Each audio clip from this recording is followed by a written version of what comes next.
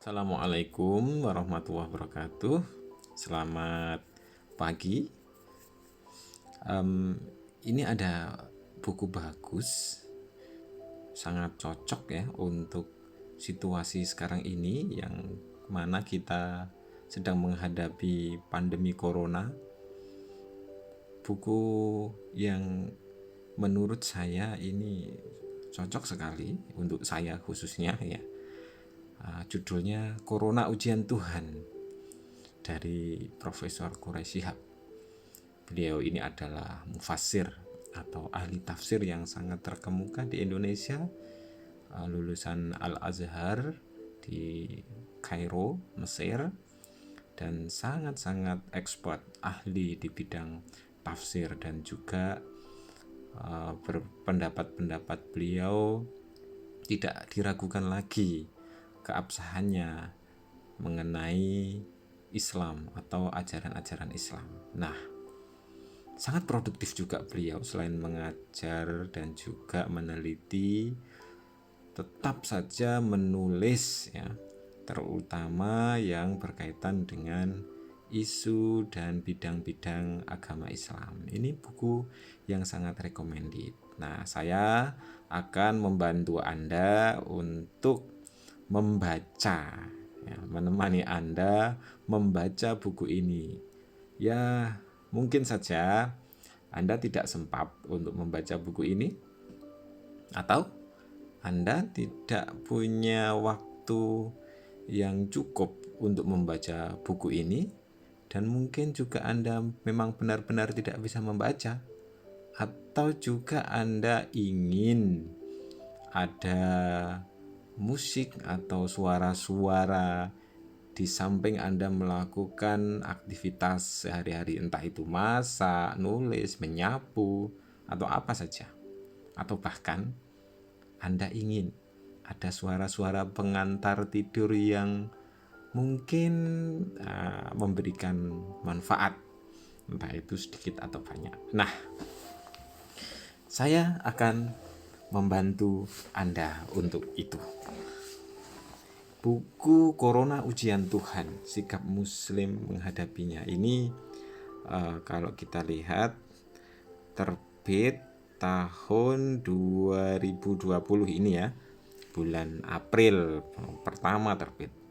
Bulan kemarin, sekarang tanggal 3 Mei. Nah, sangat-sangat fresh from the oven. Penerbitnya Lentera Hati. Nah, ini ada pedoman transliterasi. Mungkin tidak perlu daftar isi. Nah, ini buku ini berisi apa saja? Ini kalau kita lihat ya, saya lihat bagian pertama itu membahas tentang azab atau azab, musibah, ujian, dan kehendak Allah. Ini hal-hal sederhana berkaitan dengan pemikiran kita, pikiran-pikiran kita menghadapi pandemi corona atau COVID-19 ini. Di bagian pertama ini, penulis atau Profesor Quraish Shihab membahas tentang apa itu COVID-19. Kemudian Allah senantiasa mencipta perbedaan azab, ujian. Kemudian juga apa yang kita lakukan untuk menghadapi COVID-19. Peranan doa dan kekuatan kepercayaan, sampai pada syukur di balik musibah. Itu bagian pertama ya. Bagian kedua buku ini membahas tentang COVID dan tanggapan agamawan. Nah, agamawan itu siapa saja? Apakah tokoh-tokoh semua agama atau hanya agamawan Islam? Ini nanti kita akan baca ya. Isinya apa di bagian 2 ini? Ini ada aneka komentar dan tanggapan. Kemudian virus corona baru, penyebab COVID-19 adalah tentara Allah. pemaksaan pelaksanaan syariat, mempertentangkan takut kepada Allah dan takut terhadap virus, hingga menghadapi Ramadan. Nah ini, tapi sebelumnya ada bagian-bagian menarik dalam bagian 2 ini. Nah ini, penangguhan pelaksanaan sholat Jumat di masjid. Kemanusiaan mendahului keberagamaan, menakut-nakuti dan penyebaran pesimisme. Ini akan kita baca semuanya nanti, entah berapa jam waktunya. Oke. Tetapi saya tidak membaca semua ya.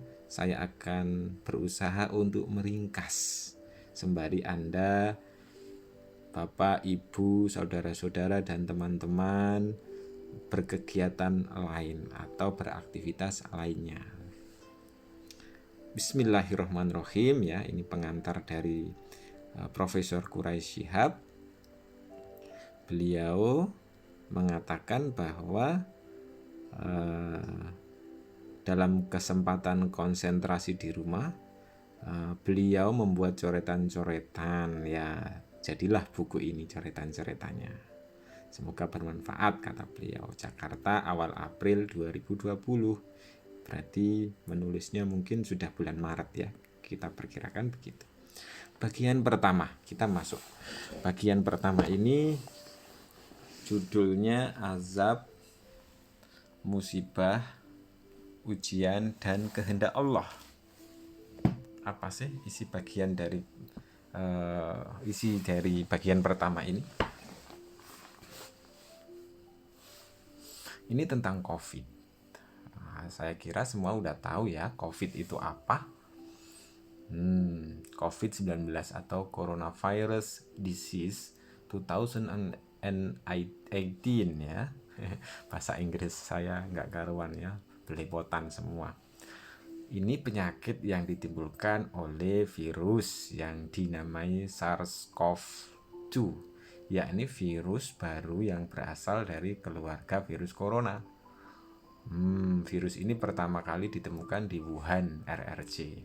Tapi di sini Profesor Quraish Shihab tidak mendiskusikan perdebatan tentang ini ya, di mana sebetulnya atau keaslian virus itu apakah dibawa oleh orang Amerika ke Wuhan atau oleh orang China ke asli orang China atau bagaimana. Nah itu tidak ada di sini ya, memang tidak perlu juga ya. Oke, mungkin tidak perlu kita panjang lebar itu ya, tidak perlu kita bahas lebih jauh.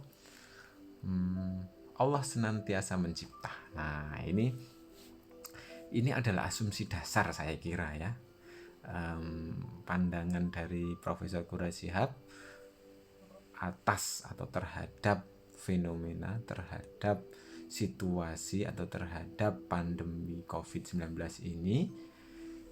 Dia mendasarkan bahwa Allah itu mencipta ya, segala sesuatu, atau Allah senantiasa mencipta. Nah, apakah COVID-19 ini adalah ciptaan Allah? Ini sebagai agamawan kita berhenti untuk menggarisbawahi firman Allah yang menyatakan bahwa ma la ta'lamun ya, atau yang lengkapnya wa yakhluqu ma la ta'lamun. Allah senantiasa mencipta apa yang kamu tidak tahu. Ini dasar ya. Ini adalah background dan landasan beliau ya di Quran surat An-Nahl, yaitu mengatakan bahwa Allah senantiasa mencipta apa yang kamu tidak tahu.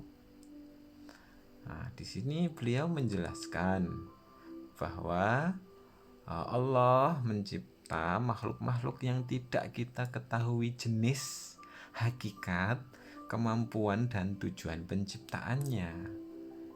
Ini untuk mengingatkan manusia tentang keterbatasan ilmunya sekaligus mendorongnya bersikap rendah hati. Nah, bahkan yang terhadap sesuatu yang tidak hidup sekalipun, seperti halnya virus COVID. Itu kata profesor.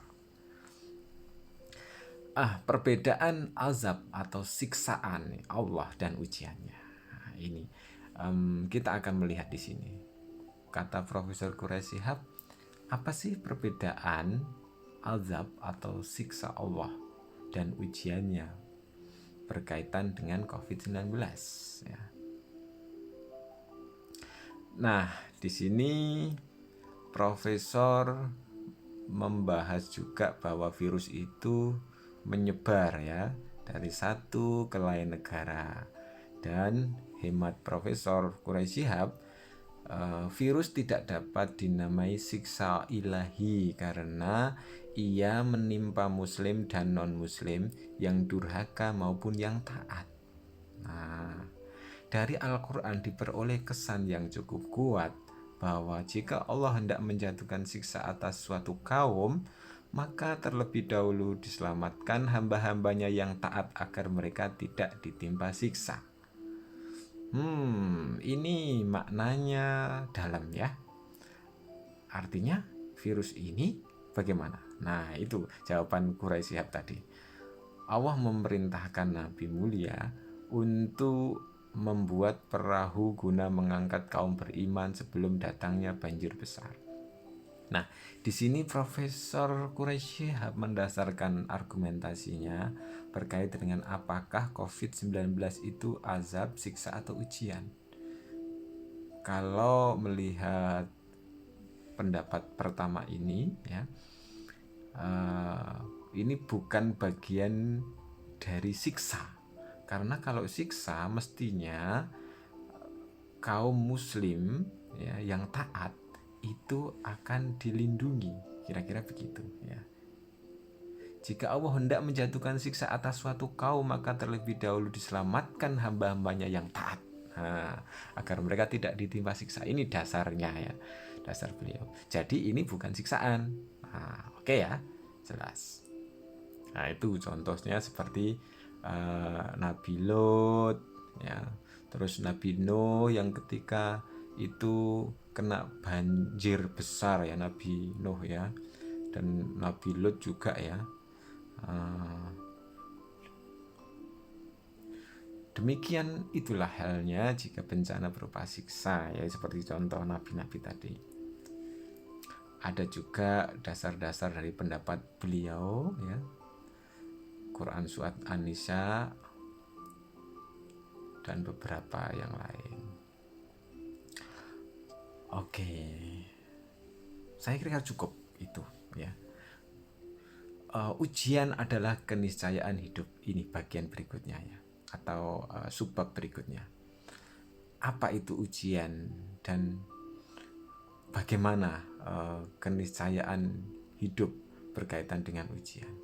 Ada dua kata yang digunakan oleh Profesor Quraisy Shihab, yaitu bala atau fitnah ya, terkait dengan ujian ya. Bala atau fitnah adalah konsekuensi kehidupan. Kena bala itu apa sih? Bala itu sesuatu yang jelek, buruk ya.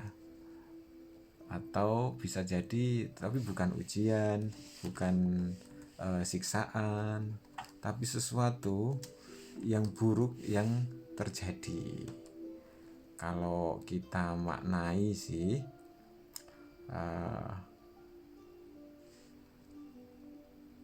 bala ini adalah sebuah situasi di mana orang atau kita atau manusia itu merasa tidak nyaman ya, tidak nyaman dengan kehadirannya. Biasanya kita sering mendengar tolak bala. Nah, di situ kita bisa mengetahui maksudnya ya.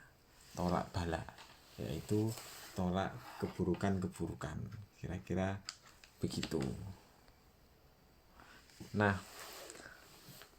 di sini Profesor Quraisy Shihab memberikan sebuah landasan yaitu adanya firman Allah dalam Quran surat Al-Mulk, alladzi khalaqal mauta wal hayata liyabluwakum ayyukum ahsanu amala wa huwal azizul ghafur. Yang mencipta mati dan hidup untuk menguji kamu, siapakah yang lebih baik amalnya. Allah Maha Perkasa lagi Maha Pengampun.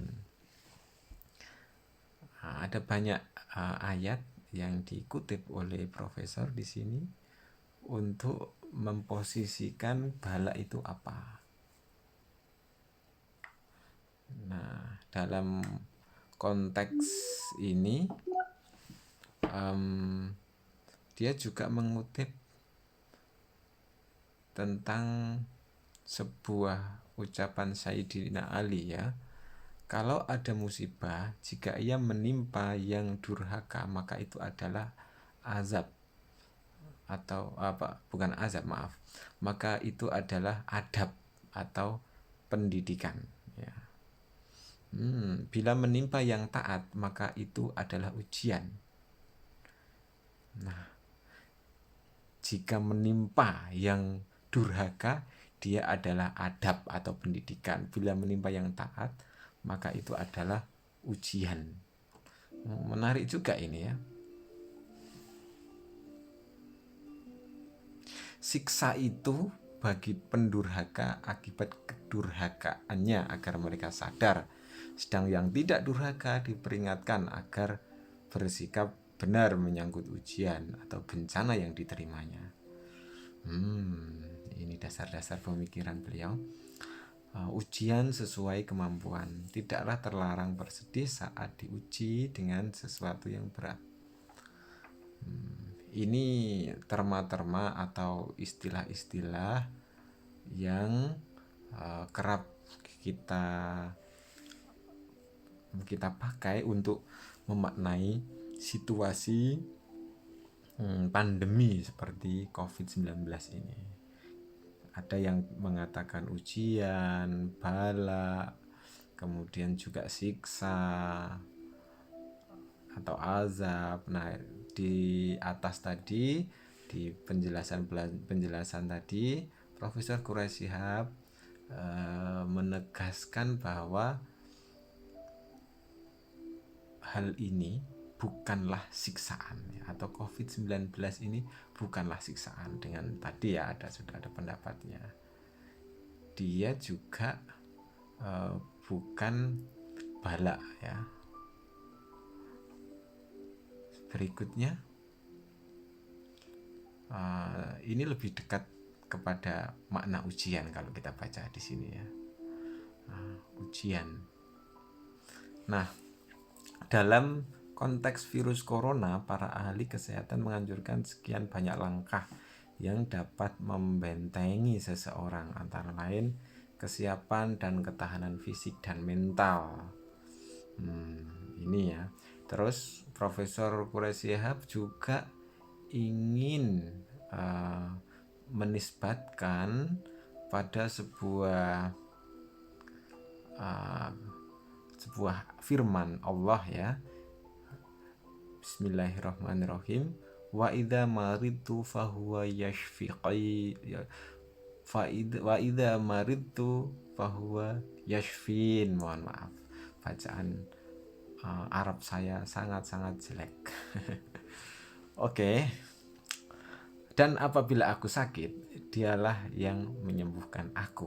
Ini dalam Al-Quran ya, Asy-Syu'ara ayat 80. Ini juga menjadi dasar dari pendapat Profesor Quraish Shihab.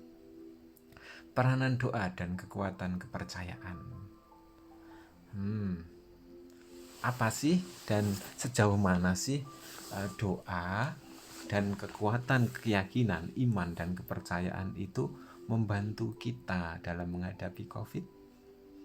Nah, ini pendapat Profesor Quraish Shihab ya. Dia mengutip sebuah buku yang ditulis oleh A. Carrel ya, ahli bedah di Perancis. Bukunya berjudul Pray atau doa. Nah, di sini Profesor Quraisy Shihab mengutip tulisan Karel ini yang berbunyi, banyak di antara mereka memperoleh kesembuhan dengan jalan berdoa. Menurutnya doa adalah suatu gejala keagamaan yang paling agung bagi manusia karena pada saat itu jiwa manusia terbang menuju Tuhannya. Oh, di sini pembuka awal ini penulis atau Profesor Quraisy Shihab sudah jelas-jelas memberikan penegasan bahwa doa itu sangat penting, sehingga dia juga mengutip pendapat dari seorang ahli bedah ya, bahwa doa itu sangat penting untuk mengubah keadaan dan gejala yang terjadi pada manusia, terutama saat pandemi. Tapi kita lihat berikutnya. Nah, di sini juga Profesor Quraisy Shihab menguatkan lagi dengan manfaat doa, dan bahkan Nabi juga bersabda ya, la yuraddul qada'a illa du'a, tidak ada yang dapat mengubah qadha atau ketentuan ya kecuali doa. Ini diriwayatkan oleh Tirmidzi ya. Dan juga firman Allah Subhanahu wa taala dalam Quran surat Ar-Rahman, a'udzubillahi minasyaitonirrajim, yas'aluhu man fis samawati wal ardi kulla yaumin huwa fi sya'nin. Semua yang ada di langit dan bumi selalu bermohon kepadanya setiap saat dia dalam kesibukan. Nah, oke, ini itu pada dasarnya Profesor Quraisy Shihab menganjurkan kita ya, umat muslim atau bahkan non muslim juga, untuk berdoa dalam menghadapi pandemi COVID ya. Meyakini tidak ada yang terjadi kecuali atas kehendak Allah. Ini juga bagian yang penting ya menurut Quraisy Shihab. Dia atau beliau terlebih dahulu memberikan kutipan dari Quran surat Al-Hadid ayat 22. Apa isinya? Tiada suatu bencana pun yang menimpa di bumi dan tidak pula pada dirimu sendiri melainkan telah tertulis dalam kitab atau lauh mahfud sebelum kami menciptakannya. Sesungguhnya yang demikian itu adalah mudah bagi Allah. Jadi segala sesuatu yang terjadi di atas muka bumi ini adalah kehendak Allah. Itu kira-kira yang ingin dikatakan dan disampaikan oleh Profesor Quraisy Shihab ya. Ini juga perlu kita yakini ya sebagai muslim ketika menghadapi COVID-19 ini. Nah, di sini ada penjelasan tentang makna kehendak Allah. Oke. Dan dua macam kehendak Allah. Oke, peringatan-peringatan Allah, beliau menjelaskan dengan memberikan dalil-dalil atau dasar-dasar dari teks agama atau Al-Quran dan hadis. Mengapa ada keburukan itu juga dibahas oleh beliau. Syukur di balik musibah. Nah, ini kita sudah kena musibah nih, kerja juga susah misalnya kalau yang di PHK, dan kita harus di rumah saja.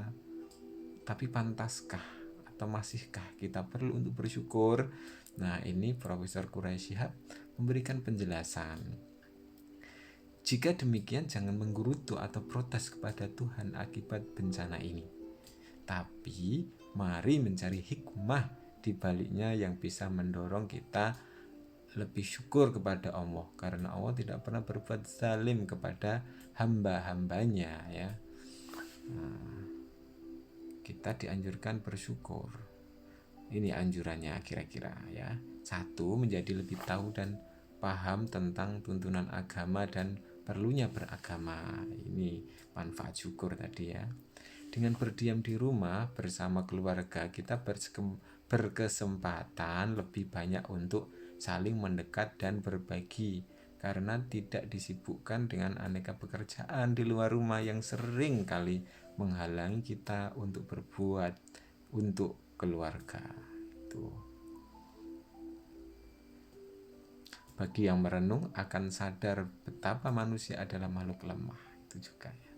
Dengan bencana corona, manusia lebih sadar bahwa kemanusiaan merupakan satu kesatuan dan bahwa dunia ini sangat kecil. Itu kata Profesor Quraish Shihab. Kehadiran COVID-19 menyadarkan kita bahwa aneka kenikmatan material bukanlah segalanya. Menyadarkan kita bahwa hidup sangat berharga sehingga harus diisi dengan yang bermanfaat lagi langgeng. Nah, ini ya bagian pertama kita sudah selesai ya. Kita akan menuju bagian kedua dari buku Profesor Quraish Shihab. Bagian kedua inilah bagian yang paling penting menurut saya ya. Ya, kenapa paling penting? Karena ini bagian yang mungkin bisa dikatakan empiris atau realistis yang bisa kita kerjakan secara ragawi ya. Karena kalau yang tadi bagian pertama tadi adalah dasar-dasar atau dalil-dalil bagaimana posisi COVID yang perlu kita yakini ya, adanya dalam pikiran ya, tentang keyakinan kita dan juga kepercayaan kita. Nah, di bagian 2 ini nanti di akhir saya lihat tadi juga terkait dengan apa yang perlu kita lakukan di masa pandemi saat Ramadan ya. Oke. Sub bagian pertama, aneka komentar dan tanggapan. Profesor ini sudah sangat aktif di media sosial juga ya. Di medsos ini disebut semua ini. Kehadiran virus corona baru penyebab COVID-19 telah melahirkan aneka tanggapan, komentar, dan sikap dari berbagai kalangan yang disebarluaskan oleh medsos ya, lebih-lebih Twitter, Instagram, dan WhatsApp ya. Dan macam-macam. Apa saja sih komentar itu? Komentar pertama, virus corona baru penyebab COVID adalah tentara Allah. Nah, ini banyak juga ustadz-ustadz atau pendakwah yang di awal-awal itu menyebab atau berpendapat bahwa virus corona adalah tentara Allah. Ya pernah menyebar luas itu ya. Ya memang benar kata Profesor Quraish Shihab. Ada yang dinamai oleh Allah itu junudullah atau tentara Allah. Ya.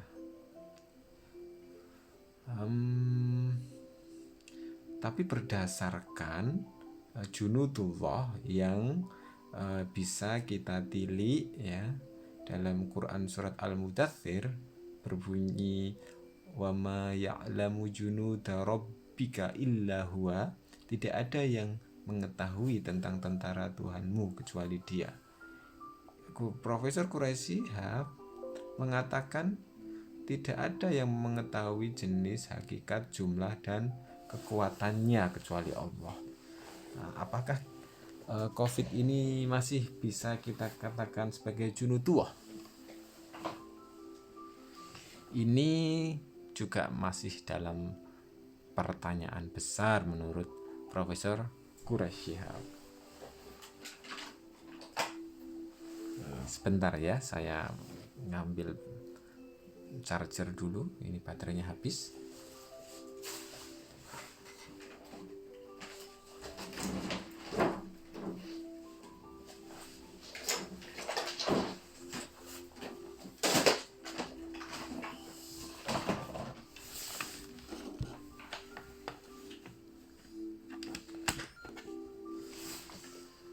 Kita lanjut lagi, chargernya udah selesai dipasang. Tentang tentara Allah ini ada banyak yang beliau kutip ya. Quran surat Al-Sod juga. Kemudian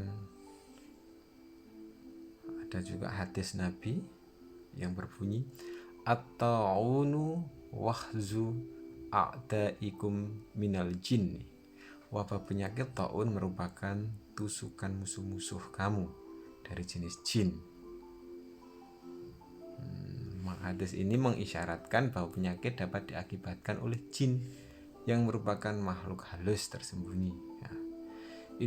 Ini salah satu pendapat yang dikemukakan atau yang pernah beredar di masyarakat luas ya. Profesor Quraish Shihab mengatakan bahwa ya ini bagian dari komentar-komentar yang lalu lalang di media sosial ya. Tapi nanti dulu, kita belum menemukan pendapat beliau tentang komentar ini. Pemaksaan pelaksanaan syariat. Nah, kata profesor, semua kita mengakui bahwa bencana COVID telah mengakibatkan banyak hal yang dialami oleh umat manusia. Namun, sementara orang justru mengaitkan hal tersebut dengan kehendak Allah untuk menjelaskan kebenaran ajaran agamanya sekaligus memaksakan syariatnya untuk umat manusia. Kata mereka, syariat sebenarnya telah memerintahkan kebersihan, mencuci tangan melalui wudhu dan sebelum makan. Yang lain menambahkan, syariat memerintahkan untuk memakai cadar, mengharamkan pergaulan bebas, meniadakan klub makan, mengharamkan narkoba, rokok dan sejenisnya, dan masih banyak lagi ya. Demikian antara lain terdengar dari ucapan seorang penampilan agamawan. Apa yang disampaikan itu benar. Ini menurut pendapat Quraish Shihab ya. Tetapi itu bukan karena Allah hendak memaksakan pelaksanaan syariatnya. Ini menurut pendapat Quraish Shihab ya. Bukankah ada juga yang disyariatkannya yang terpaksa tidak kita laksanakan selama masa pandemi ini? Nah, sebenarnya ya, menurut Quraish Shihab, kalau Allah mengendaki, maka sejak semula yang Maha Kuasa itu telah melakukannya. Jangan pahami bencana sebagai pemaksaan dari Allah untuk melaksanakan syariatnya. Ini poinnya, intinya. Jadi kita tidak perlu memahami, ya menurut Quraish Shihab ya, tidak perlu memahami bencana itu sebagai hal yang memaksa ya, hal yang memaksa sebagai ketentuan Allah yang memaksa, yang mengkondisikan umat manusia untuk melaksanakan syariat-syariat Allah. Artinya ini tidak ada hubungannya dengan syariat ya. Ini menurut Profesor Quraish Shihab. Nah, beliau menegaskan bahwa bencana adalah peringatan dari Allah agar manusia merasakan kehadiran Allah, menyadari kesalahan dan dosanya, serta berusaha mendekat kepadanya dengan memperkenankan tuntunan agamanya. Ini pendapat Profesor Quraish Shihab. Subbab berikutnya ya, ini tentang komentar mempertentangkan takut kepada Allah dan takut kepada virus. Bagaimana sih pendapat Profesor Quraish Shihab menilai pendapat atau menilai komentar yang menyatakan virus ini adalah wujud dari eksistensi sebuah penyakit yang memunculkan pendapat apakah kita harus takut kepada virus ini atau kita tidak perlu takut kepada virus dan hanya takut kepada Allah. Nah, ini menurut Quraish Shihab ada beberapa catatan yang banyak di sini. Ada 5 ya tadi ya. Pertama, ya berkaitan dengan masalah tadi, tidak selalu takut kepada Tuhan harus dipertentangkan dengan takut kepada makhluk. Tidak selalu ya, takut kepada Tuhan harus dipertentangkan dengan takut kepada makhluk. Ini pendapat beliau. Kemudian ketika Rasul Shallallahu Alaihi Wasallam bersama kaum muslimin sedang dalam situasi perang, mereka takut diserang musuh saat mereka sedang sholat. Ya. Maka turun ayat yang mengajarkan tata cara sholat berjamaah yang berbeda dengan tata cara yang selama ini dilakukan. Betapapun syariat ini mempertemukan dua takut kepada Allah dan takut kepada musuh, itu adalah dua hal yang sebetulnya memiliki konteks berbeda-beda. Jadi takut kepada Allah atau takut kepada musuh, tadi komentar-komentar dari masyarakat, Profesor Quraisy Shihab menempatkan rasa takut itu pada konteksnya masing-masing, tidak campur aduk ya. Terus takut kepada siapa? Ya sama dengan tadi contoh dari pengalaman Nabi Muhammad tadi, ketika menghadapi musuh ya takut kepada musuh ya pernah terjadi. Tapi juga di samping itu beliau tetap melaksanakan ajaran-ajaran agama atau perintah dari Allah Subhanahu wa taala. Ya takut di sini memiliki konteksnya masing-masing, konteks makna masing-masing. Yang ketiga, agama memperkenalkan istilah darurat atau hajat yang intinya membenarkan melakukan hal-hal walau dalam keadaan normal. Walau dalam keadaan normal ia diharamkan agama. Oke. Yang keempat, Allah melarang menjerumuskan diri dalam bahaya. Ini bahkan mewajibkan menghindari bahaya ya. Ini menurut Quraisy Shihab. Yang kelima atau yang terakhir menurutnya, memang harus diakui bahwa Islam memerintahkan berserah diri atau tawakal kepada Allah. Tetapi kalau kita membuka lembaran-lembaran Al-Quran, kita menemukan perintah bertawakal, menjadikan Allah sebagai wakil selalu didahului oleh perintah berusaha. Oh ya, sebelum berserah diri ada perintah untuk selalu berusaha ya.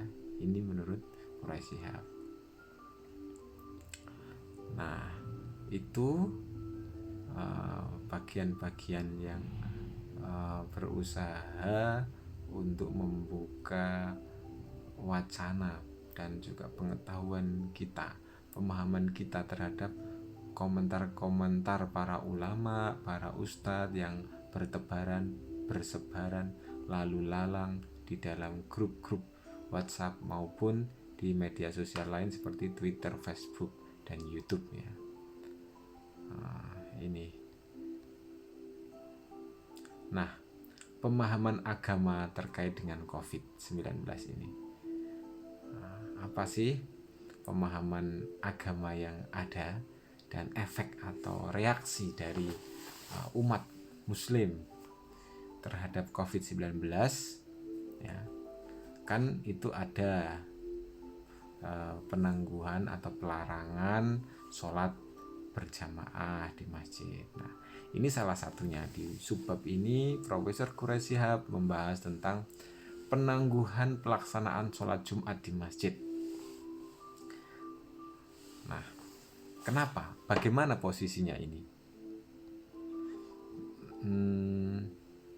MUI ya, Majelis Ulama Indonesia, setelah melalui diskusi yang panjang tentunya oleh para ahli-ahli di bidangnya, itu menetapkan sebuah ketentuan pokok ya.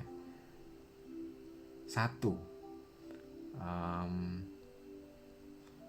dalam ketetapan ini ya ada ketentuan pokok yang menyatakan agama hadir untuk memelihara satu agama, jiwa, akal, harta, dan keturunan. Sebentar. Saya baru memahaminya ini.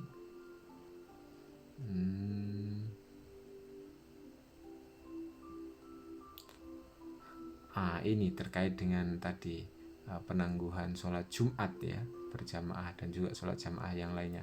Apakah benar yang meninggalkan sholat Jumat 3 kali berturut-turut sholat Jumat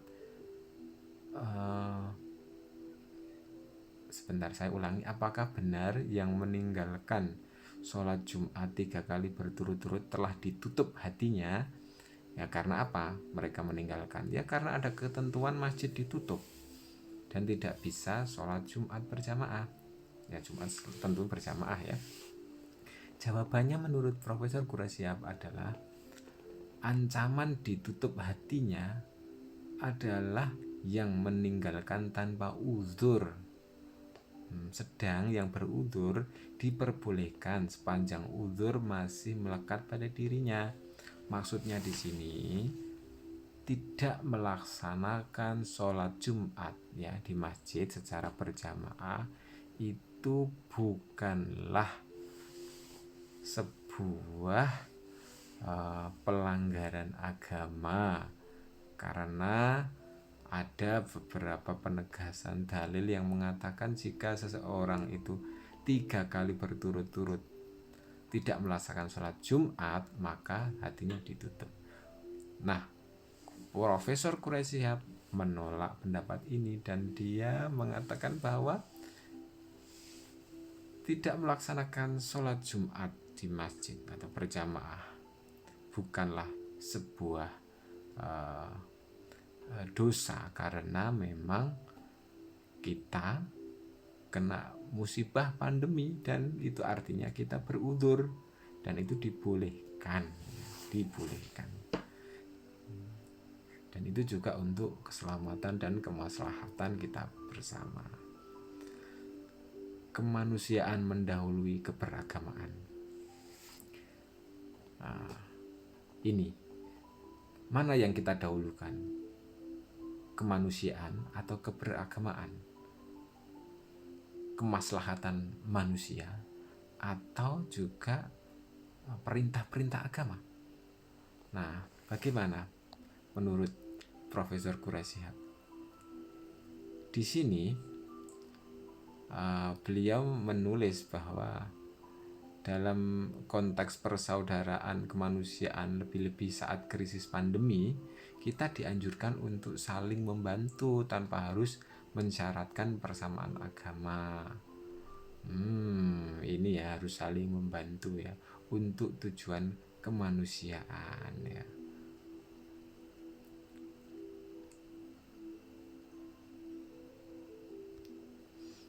Dan kita juga dianjurkan untuk selalu membantu sesama manusia, tidak peduli sesama muslim ataupun itu sesama non muslim, tetapi mendahulukan ya, masalah kemanusiaan ya, bukan masalah agama. Itu maksudnya. Menakut-nakuti dan penyebaran pesimisme. Menakut-nakuti bagaimana ini?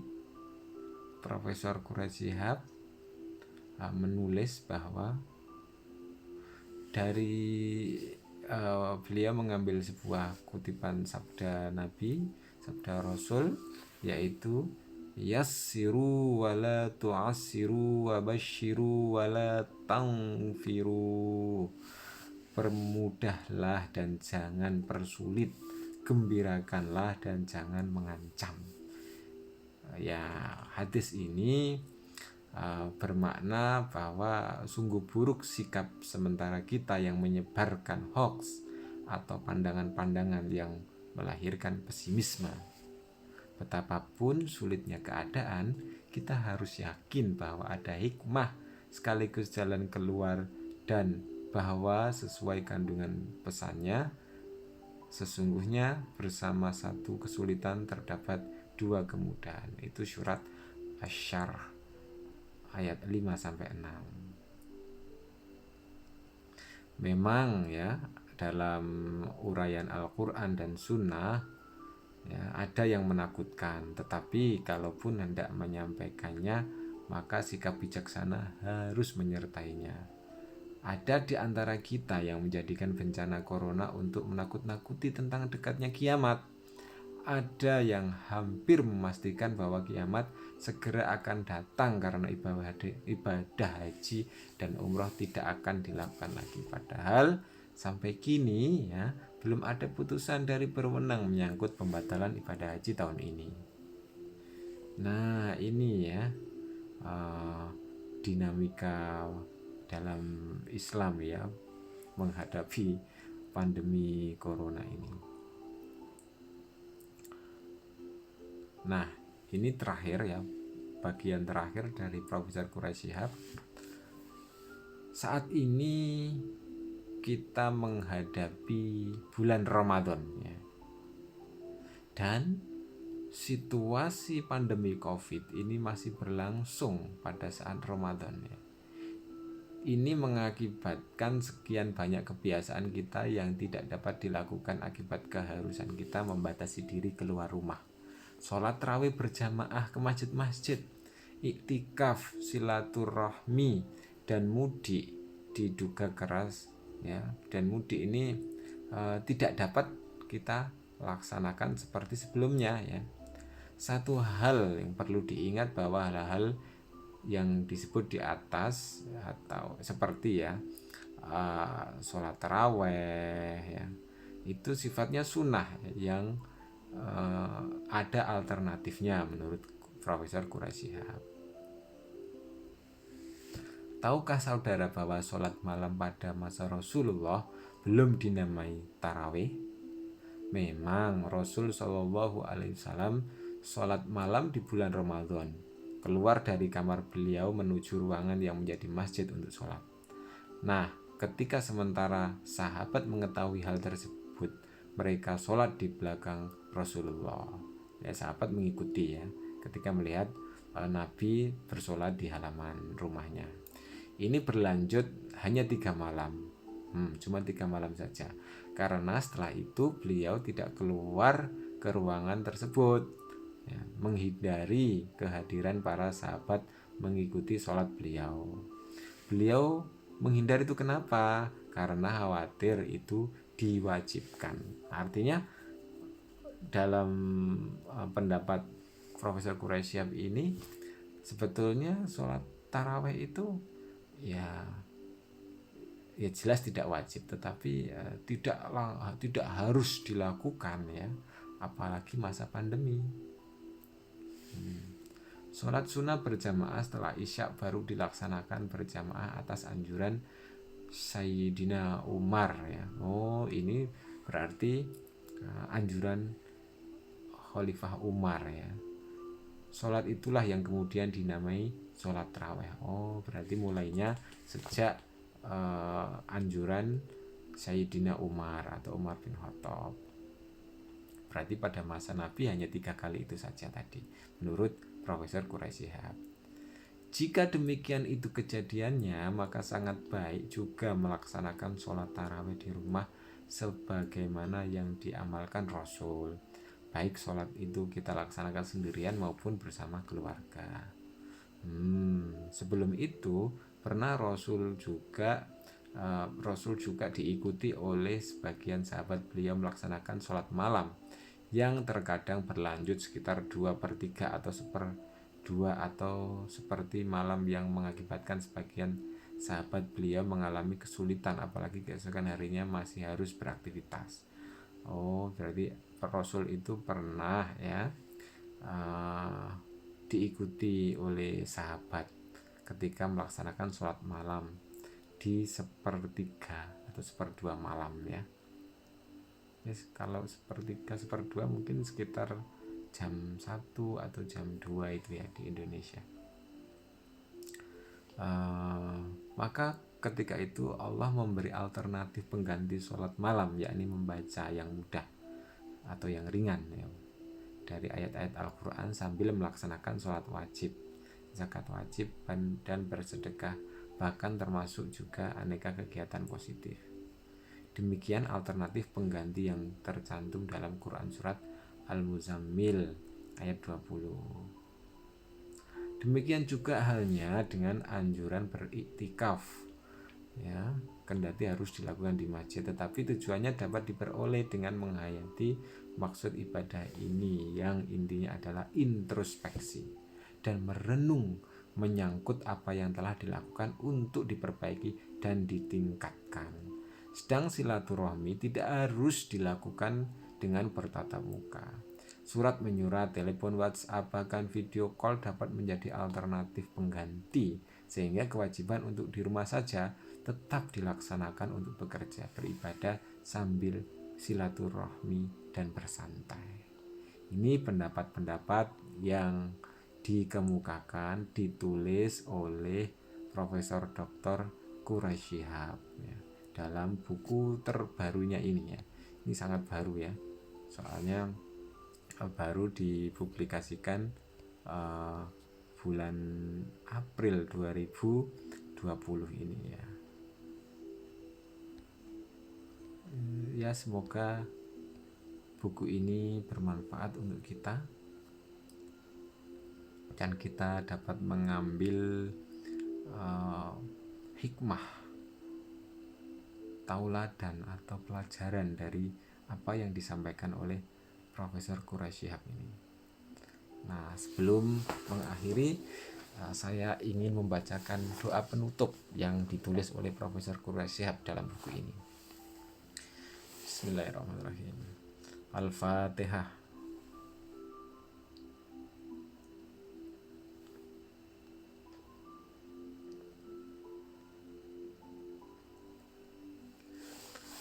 Alhamdulillahilladzi la yuhmadu ala makruhin siwahu wassalatu wassalamu ala khairi khalqillahi sayyidina Muhammad ibni Abdillah wa ala alihi wa sahbihi wa mawalah.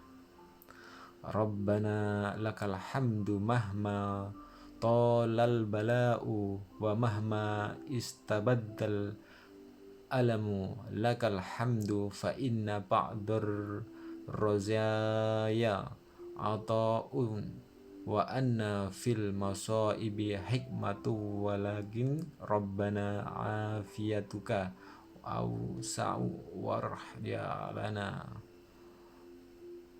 Allahumma inna na'udzubika minal jahdil bala'i wa darkis syaqa'i wa su'il qada'i wa syamatatil a'da'i. Na'udzubika min zawali ni'matika wa tahawuli afiyatika wa fujaati niqmatika wa jami'i sakhatika. La ilaha illa anta subhanaka inna kunna minadh dhalimin.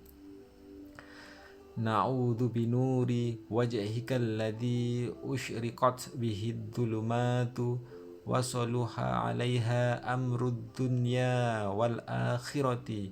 Na'udzu bika min an tanazzala bina ghadabuka aw yahillu 'alaina sakhatuka. Lakal utba hatta tarada wa idza radita wa ba'dar ridha.